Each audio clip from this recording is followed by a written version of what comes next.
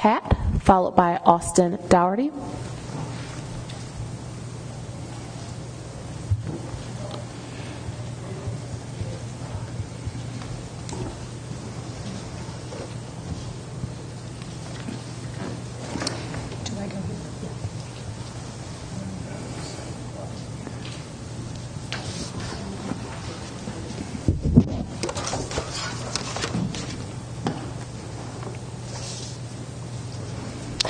Good evening. My name is Mary Pat Dougherty, 9220 Taylor's Neck Road, Nanjemoy, Maryland. Good evening.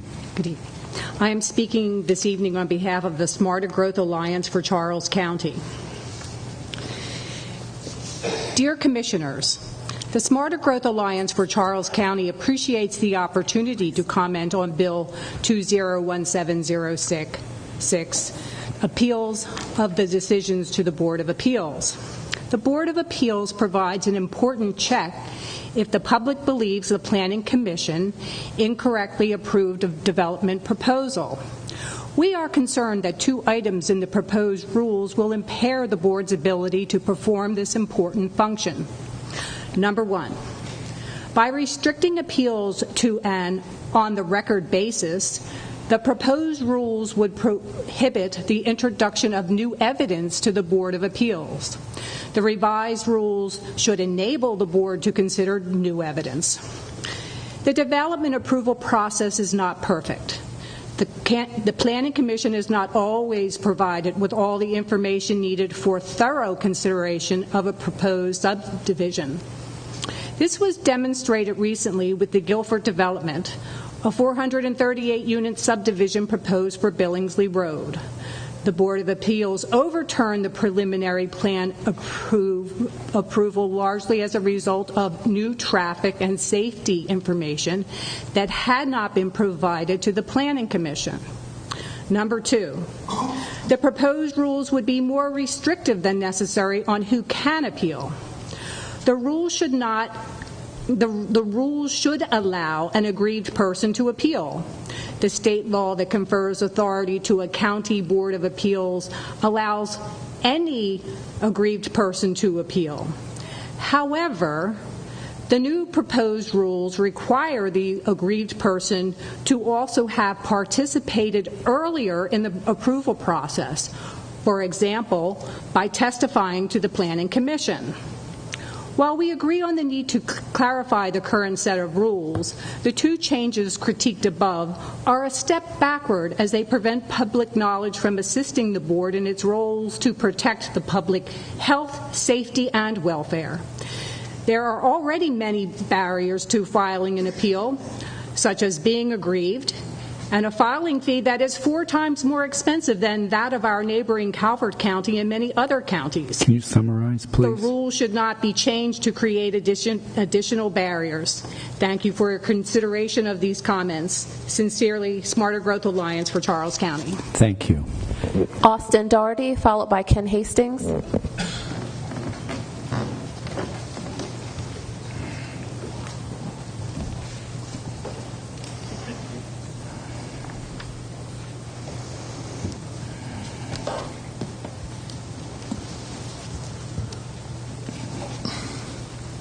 Good evening, Commissioners. Good evening.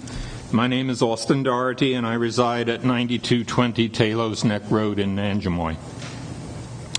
I attended the Guilford and Washington's discovery proceedings before the Board of Appeals, having previously attended related Planning Commission sessions on both projects. The deliberative process enacted by the Board of Appeals was commendably rigorous and determined in its evaluation of the facts and issues disclosed in testimony regarding both matters. One could not help but be struck by the critical latitude to form a comprehensive understanding afforded the Board of Appeals by the operation of its de novo appellate procedure prerogative. In other words, good procedure served to unmask previous deficiencies in the subdivision approval process. The unmasking was nothing other than the broader participation of well-intentioned, well-informed Charles Countyans. It shouldn't have mattered whether they presented testimony at some earlier stage of the approval process, and in the end it didn't, nor should it, ever. Citizen input like that enhances the quality of government decision-making. The effect of Bill 201706 is to curtail that input unjustifiably. I believe it should be rejected outright. Thank you. Thank you. Ken Hastings, followed by Linda Redding.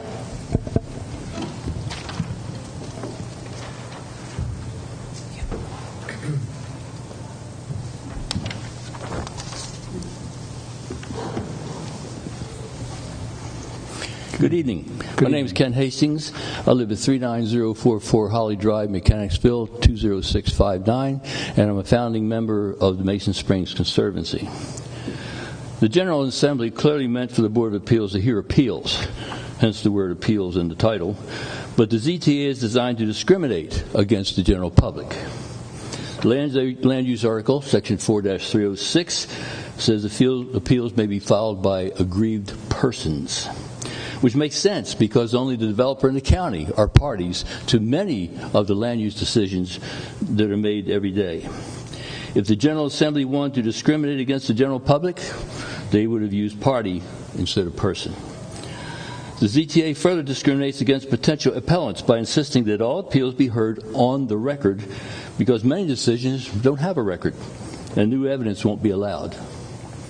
What about those instances where there's a record that is incomplete and doesn't include all of the evidence presented?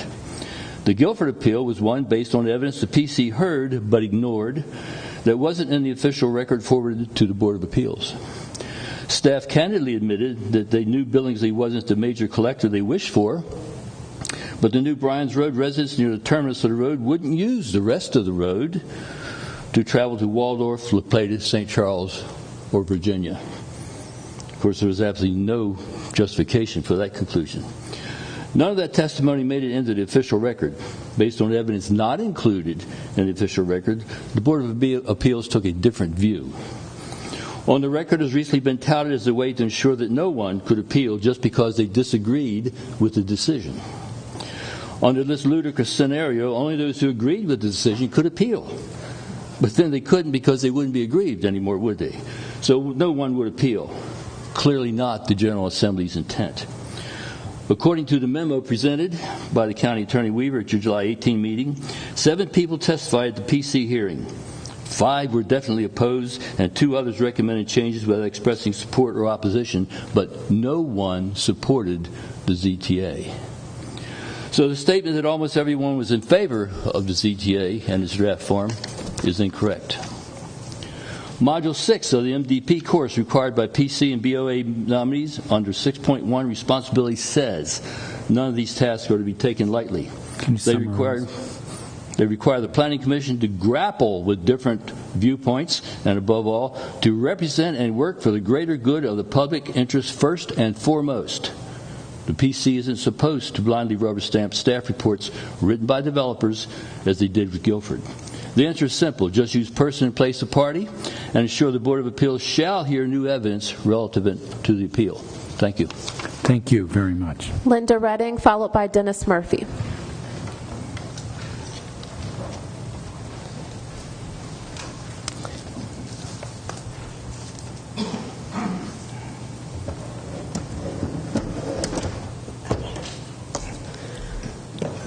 Good evening, Linda Redding, P.O. Box 784, La Plata, Maryland. Good evening. Good evening. In my experience, it seems planning and growth management has not come across a development they didn't like, recommending and even urging approval of developments, no matter that they had steep slopes, no matter that the roads were inadequate or substandard, or they were in inappropriate rural areas that lacked infrastructure. The revolving employment door between county and development firms could certainly impair objectivity and blur loyalties. But there was always one remedy, that persons could speak up, participate, and provide facts in the form of new evidence de novo to the Board of Appeals in order to reverse Planning Commission decisions that were based on insufficient information. We're mentioning the recent Guilford case because that is our one example of a successful challenge by citizens. This case, where important data was omitted by staff from their presentation to the Planning Commission, clearly illustrates the appearance of a lack of independence by staff and a need for an available remedy. The purpose of this zoning text amendment and the intent is to deprive citizens of a remedy for decisions based on errors and omissions. As mentioned already, appeals are prohibitively expensive and difficult, and those few persons who are able to provide critical facts that were omitted should be able to do so.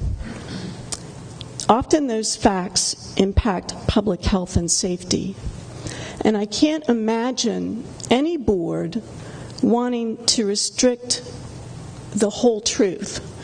Normally when we speak in front of boards or there's developments, there should be the ability to present the whole truth if there appears to be an omission of all the facts. So I'm asking that this zoning text amendment is not approved. Thank you. Thank you. Dennis Murphy, followed by Bob Lukenik. Good evening. I'm Dennis Murphy. I live at 2605 Dakota Street and Bryans Road. I'm here to weigh in on the proposed changes in the rules that allow regular folks to appeal decisions made by the Planning Commission. I think the proposed changes will give developers an advantage over plain citizens like myself, even though their decisions can and do affect my life significantly. I think this will lead to more poorly planned development projects and poor land use decisions. I hope the commissioners will make a stand to protect democracy in Charles County by voting no on ZTA number 16-144 and SRA number 16-2. Thank you. Thank you. Bob Lukenik, followed by Kevin Grimes.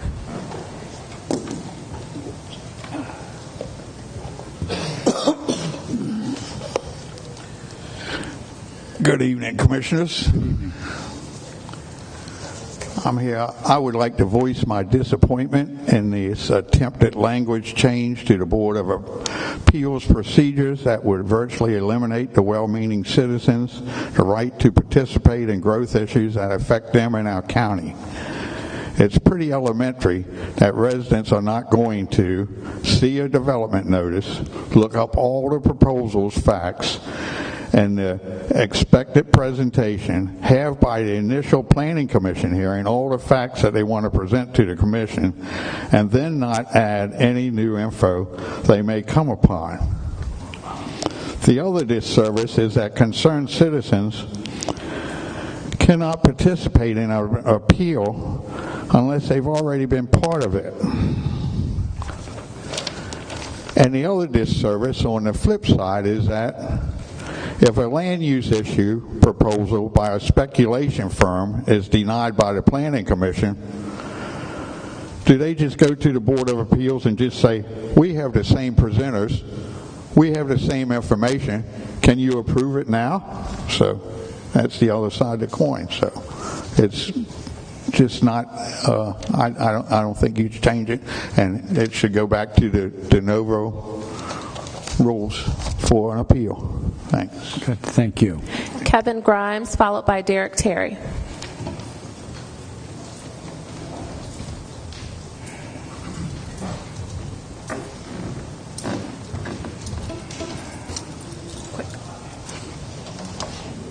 Hello. Good evening.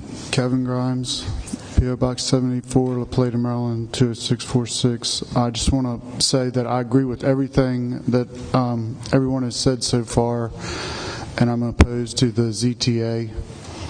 And I'll let more time for others to speak on it. I just want to say I'm opposed to it. I think it's a bad idea, and I think that we should encourage public participation rather than try to limit it. So, thank you. Thank you. Derek Terry, followed by Hal De La Fane. Good evening, Commissioners. Good evening. Board of Appeals is made up of 6 citizens, 5 members, and an alternate appointed by the Commissioners. These members are citizen planners, not political planners. The board hears citizen appeals of zoning, land use of county government. Any appeals process should not be made to deter citizens' participation, but encourage. Some pay up to $3,000 or maybe more to appeal decision, and if they lose, they not only lose the $3,000, but they lose the appeal. Why? As you decide in your mind to answer or not answer the question, I have to wonder, are we working smarter or working harder? Thank you. Good. Thank you. Hal De La Fane, followed by Jim Long.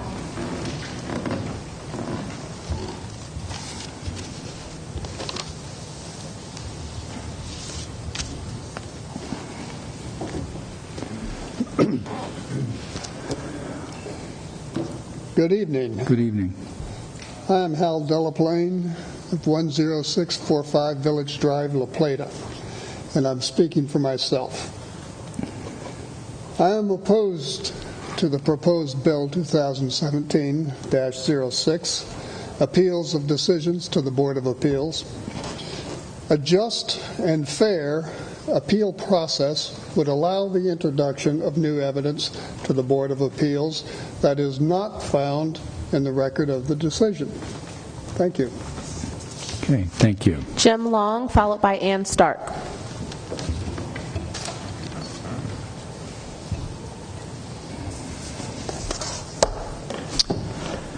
Good evening. Good evening. My name is Jim Long. I'm a Charles County resident from Accokeek, and I'm speaking tonight for the Mattawoman Watershed Society.